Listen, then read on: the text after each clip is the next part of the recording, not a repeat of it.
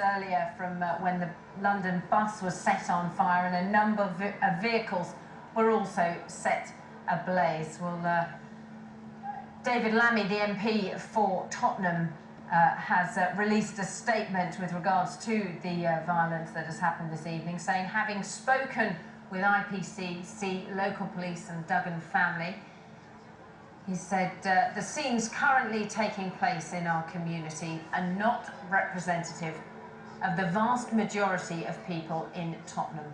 Those who remember the destructive conflicts of the past will be determined not to go back to them. He added, we already have one grieving family in our community and further violence will not heal that pain. True justice can only follow a thorough investigation of the facts. The Tottenham community and Mark Duggan's family and friends need to understand what happened on Thursday evening when Mark lost his life. To understand those facts, we must have calm. That statement from the Labour MP David Lammy for Tottenham. And there we have pictures of the latest pictures that we've received from Tottenham of two vans that were set on fire near residential flats in Riots Close, just off Tottenham High Road. And over the last hour, a spokesman for the Mayor of London, Boris Johnson, released a statement as well, saying, where there are real concerns in the community, it is right that there is a proper investigation. The incident which led to the violent scenes in Tottenham this evening are subject of an IPCC inquiry. Violence and destruction of property will do nothing to facilitate this investigation, and we urge those involved to respect the rule of the law. A former riot squad officer, Graham Wetton, told Stephen Dixon how the police will be trying to contain the situation. Yeah, I think they were expecting some disorder in Tottenham. They obviously had that tonight. From what the pictures I've been seeing from your cameras, they had a low-level policing presence at the police station first of all, and then that's escalated into serious disorder, which is what you're looking at now. And they've been deployed reinforcements into the area, and with the time that's gone on since it started, I would now expect them to have significant police resources in and around Tottenham dealing with the crowds that are coming into the area. Presumably this sort of operation is very difficult though when you have so many people and people coming out onto the streets to join in, if you like, and all those side streets and a moving crowd, a difficult area to police for those officers. Yes, it is, and with a hostile, violent crowd that they're facing now, who are throwing petrol bombs and missiles at them. And I think we saw earlier the police officers with the riot shields distancing the crowd away from the junction, so the fire brigade can be deployed into the building that was on fire that they're now dealing with, and you can see in the pictures now they're putting that building out. The bus would be left to burn in the street. I'm sure there was nobody on that bus. That would have been the first priority. If there were people suspected of being on that bus when it was alight, they would have deployed immediately to the bus rather than the building.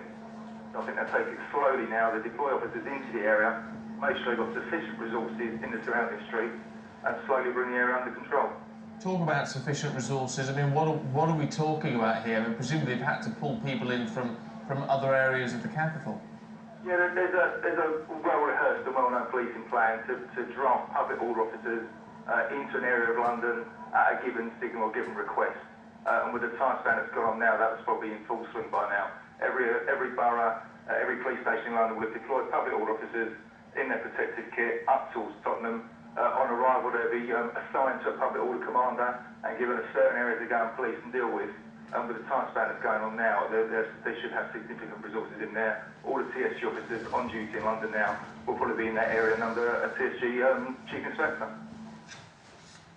So there we have scenes from earlier in Tottenham High Street as a London bus was set on fire. A number of vehicles were also set ablaze. Properties, residential and shops have been looted. We've been getting reports from residents that they've had to evacuate their homes, some of them in the nearest to the violence because they've had their homes broken into and items stolen from their homes. So there we have scenes from earlier in the evening, and all the police vans that have been deployed have been sometimes greeted by people throwing missiles at the police vans as they've made their way along Tottenham High Road. Well, earlier, Commander Stephen Watson, who's responsible for the northeast of the capital, joined us earlier to tell us more about the police operations in Tottenham.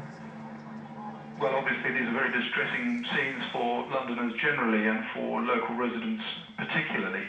And I think it's important that we emphasise that the safety of the public is of paramount importance to us.